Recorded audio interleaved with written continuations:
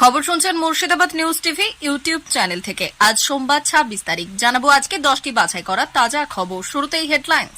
শুভেন্দুর খাসতালুকে বিপুল জয় পেল বিজেপি। বিরাট ভুল করে ফেলল সিবিআই। দোষ স্বীকার অতীত। সিবিআইয়ের কাছে তোলপাড় করা দাবি সঞ্জয়ের। আরজিকর কাণ্ডে বিরাট মোড়। মুখ্যমন্ত্রী মমতা বন্দ্যোপাধ্যায়কে ক্ষমতা থেকে উৎখাত এই মুহূর্তের বড় খবর। তৃণমূলের 10 এমপি এমএলএর বিরুদ্ধে যৌন নির্যাতনের অভিযোগ। এদের গ্রেপ্তার করে 3rd ডিগ্রি দেওয়া উচিত সিবিআইয়ের। আরজিকর এবার বড় পদক্ষেপ নিল সিবিআই। Big breaking. রবিবার সকালেই ঘুরে গেল খেলা। বিরাট পদক্ষেপ সিবিআইয়ের। আরও বিপাকে সন্দীপ ঘোষ। আসছি বিস্তারিত খবরে। রাজ্যের বিরোধী দলনেতা শুভেন্দু অধিকারীর বিধানসভা কেন্দ্র নন্দীগ্রামের তাজপুর সমবায় সমিতিতে বিপুল জয় পেল বিজেপি। দীর্ঘ টালবাহানার পর এদিন নন্দীগ্রামের তাজপুর সমবায় সমিতির নির্বাচন ছিল। এই নির্বাচনে তৃণমূল কংগ্রেস 18টি এবং বিজেপি 18টি আসনে এবং সিপিআইএম 7টি আসনে প্রার্থী দিয়েছিল। নির্বাচনের ফলাফল ঘোষণার পর দেখা যায় বিজেপি 18 আসন 15টিতে জয়লাভ করে, বোর্ড দখল করে, আর তৃণমূল সমর্থিতরা পান 3টি আসন। এই জয়ের পরে আবির খেলায় মেতে ওঠে বিজেপি কর্মীর সমর্থক থেকে নেতৃত্ব। বিজেপি নেতৃত্বের বক্তব্য, এই জয়ের ব্যাপারে আমরা আশাবাদী ছিলাম। গত বছর তাজপুর ও সুতাহাটার বৈষ্ণব চকে সমবায় নির্বাচনে তৃণমূল জয় পেয়েছিল, যদিও সে বছর এগরা সমবায় নির্বাচনে নিরঙ্কুশ সংখ্যাগরিষ্ঠতা লাভ করেছিল রামবাম জোট। আরজিকর মেডিকেল কলেজের আর্থিক দুর্নীতির তদন্ত করতে গিয়ে সিবিআই একটি বড় ভুল করে ফেলেছে। তদন্তকারীরা যেখানে যাবেন বলে নির্ধারিত ছিল সেখানে না গিয়ে ভুল করে একেবারে অন্য স্থানে পৌঁছে গেছেন। সিবিআইয়ের একটি দল হাওড়ার বিপ্লব সিংহের মা ট্রেডার্সে পৌঁছানোর কথা ছিল, কিন্তু তাদের পৌঁছে যেতে হয় মা তারা বিল্ডার্সে, যা পুরোপুরি ভিন্ন জায়গা। সিবিআই সূত্র অনুযায়ী সন্দীপ ঘোষের বাড়ি সহ 15টি স্থানে অভিযান চালানোর পরিকল্পনা ছিল। আরজিকর মেডিকেল কলেজের প্রাক্তন অধ্যক্ষ সন্দীপ ঘোষের বিরুদ্ধে অভিযোগ রয়েছে আর্থিক দুর্নীতির। এই অভিযানের অংশ হিসেবে তাদের নির্দিষ্ট জায়গায় পৌঁছানো অত্যন্ত গুরুত্বপূর্ণ ছিল, কিন্তু ভুল স্থানে পৌঁছে যাওয়ায় তদন্ত কার্যক্রমে বিঘ্ন ঘটেছে এবং এই ভুলটির জন্য সিবিআইয়ের ওপর আরও চাপ বেড়ে গেছে। এই ভুলের ফলে সিবিআই তদন্ত প্রক্রিয়া নিয়ে প্রশ্ন উঠছে এবং এটি স্পষ্টভাবে বলছে যে তদন্ত সংস্থার সতর্কতা অবলম্বন করা উচিত। সঠিক স্থানে অভিযান চালানোর মাধ্যমে তদন্ত কার্যক্রম চালিয়ে যাওয়ার পর প্রয়োজনীয়তা সম্পর্কে সিবিআইয়ের মধ্যে সচেতনতা বাড়াতে হবে। আরজিকর কাণ্ডে রোজ পেঁয়াজের খোসার মতো নতুন নতুন তথ্য বেরিয়ে আসছে। ঘটনা 24 ঘন্টা কাটতে না কাটতেই সঞ্জয় রায় নামে এক সিভিক ভলেন্টিয়ারকে গ্রেপ্তার করেছিল কলকাতা পুলিশ। জানা গিয়েছিল পুলিশের কাছে নিজের অপরাধ স্বীকার করে ফাঁসি চেয়েছেন ধৃত সঞ্জয়। সিবিআই যে রায় ধৃত সিভিক ভলেন্টিয়ার একবার দাবি করেন ঘটনার দিন তিনি নাকি সেমিনার রুমে প্রবেশ করেননি, স্রেফ উঁকি মেরে দেখেছিলেন। আবার পরে বলেন সেমিনার রুমে তিনি কাউকে দেখতে পাননি। ঘটনাস্থলে তার ব্লুটুথ হেডফোন কিভাবে এলো এই নিয়ে কোনো জবাব দেননি বলে খবর। সেই সঙ্গেই তার শরীরের আঁচড়ের দাগ নিয়েছে এবং আঁচড়ের দাগ নিয়ে উঠেছে প্রশ্ন। রবিবার সকালে ঘুরে গেল খেলা। বিরাট পদক্ষেপ সিবিআইয়ের। আরও বিপাকের সন্দীপ ঘোষ। জিজ্ঞাসাবাদের সময় সঞ্জয় বারবার বিভ্রান্তিকর উত্তর দেওয়ায় সিবিআই আধিকারিকরা মনে করছেন তার পলিগ্রাফ টেস্ট হওয়া অত্যন্ত জরুরি। একবার এক এক রকম জবাব দিয়ে ধৃত নিজেকে বাঁচানোর চেষ্টা করছেন বলে অনুমান করা হচ্ছে, আর ঠিক সেই কারণেই যত দ্রুত সম্ভব তার পলিগ্রাফ পরীক্ষার জন্য চেষ্টা করা হচ্ছে।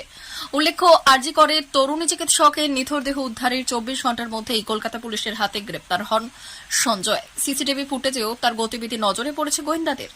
ঘটনার দিন রাতে হাসপাতালে কি হয়েছিল আপাতত সেটার উত্তর খুঁজছেন তদন্তকারীরা। এবার মমতা ব্যানার্জিকে নিশানা করে বার্তা দিলেন কেন্দ্রীয় মন্ত্রী সুকান্ত মজুমদার। তিনি বলেছেন ছাত্রদের এই আন্দোলনে সরকার ভীত এবং তারা জনগণের কণ্ঠস্বরকে দমন করতে চায়, কিন্তু পশ্চিমবঙ্গের ছাত্র সমাজ জেগে উঠেছে।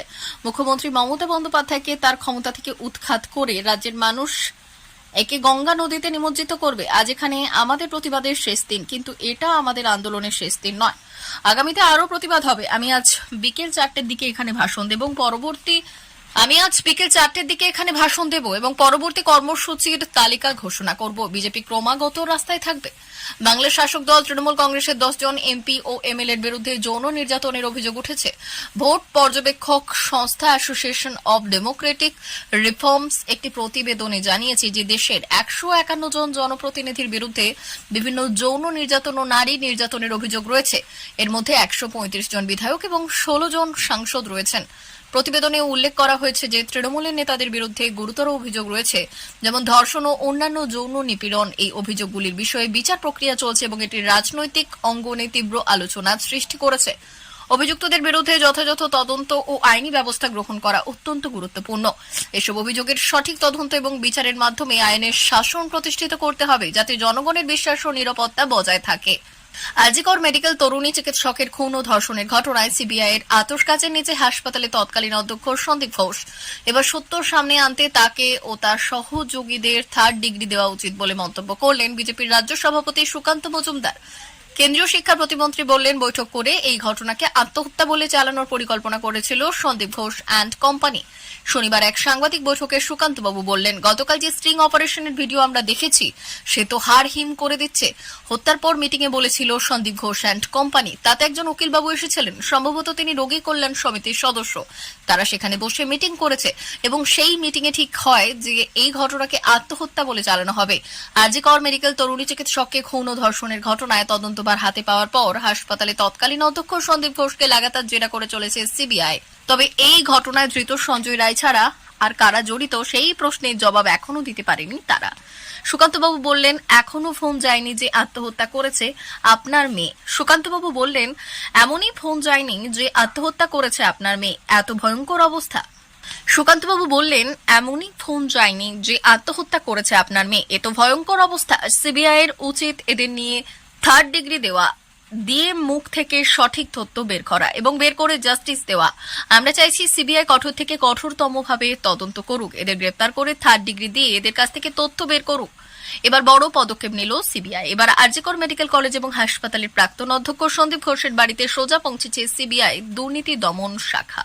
গতকাল এফআইআর দায়ের করে সন্দীপ ঘোষের বিরুদ্ধে দুর্নীতির তদন্ত শুরু করেছে সিবিআই। আরজিকর কাণ্ডের পর থেকেই নজরে রয়েছেন সন্দীপ ঘোষ। প্রাক্তন অধ্যক্ষের ভূমিকা নিয়ে একাধিকবার প্রশ্ন উঠেছে, সেই সঙ্গেই তার জমানায় হাসপাতালে হওয়া দুর্নীতির অভিযোগ নিয়ে শুরু হয়েছে চর্চা। বেওয়ারিশ মরদেহ বিক্রি করে শুরু করে টেন্ডার দুর্নীতি। সন্দীপের বিরুদ্ধে অভিযোগ রয়েছে ভুরি ভুরি। রবিবার সকাল 6:30 নাগাদ আরজিকরের প্রাক্তন অধ্যক্ষের বাড়িতে হানা দেন সিবিআই আধিকারিকরা। কেন্দ্রীয় বাহিনী নিয়ে সন্দীপের বেলেঘাটার বাড়িতে হাজির হন কেন্দ্রীয় তদন্তকারী সংস্থার আধিকারিকরা। দীর্ঘক্ষণ ধরে ডাকাডাকি করার পর বাড়ি থেকে বেরোন সন্দীপ।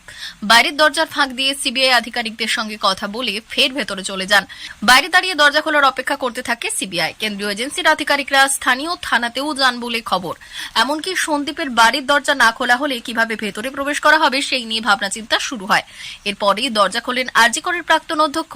6:30 থেকে প্রায় 8:06 নাগাদ সিবিআই আধিকারিকরা অপেক্ষা করার পর দরজা খোলেন সন্দীপ। ভেতরে প্রবেশ করেন 8 জন গোয়েন্দা। এদিন সন্দীপের পাশাপাশি আরজিকরের সাবেক সুপার সঞ্জয় বশিষ্ঠ এবং ফরেন্সিক মেডিসিনের অধ্যাপক দেবাশিস সোমের কেষ্টপুরের বাড়িতে হানা দেন কেন্দ্রীয় এজেন্সির আধিকারিকরা। সব মিলিয়ে বলা যায়, বর্তমানে কোমর বেঁধে আরজিকর কাণ্ডে তদন্তে নেমে পড়েছে সিবিআই। তরুণী চিকিৎসকের ধর্ষণ খুনের ঘটনার পাশাপাশি সন্দীপ জামানায় হাসপাতালে হওয়া দুর্নীতির পর্দাফাশ করতে তৎপর কেন্দ্রীয় তদন্তকারী সংস্থা। জানা যাচ্ছে, আজ মোট 15টি জায়গায় হানা দিয়েছে তারা। এই অভিযানে কি কি তথ্য সামনে আসে সেটাই দেখার। আমাদের চ্যানেলের নিয়মিত ভিডিও পেতে চ্যানেলটি সাবস্ক্রাইব করুন। ধন্যবাদ।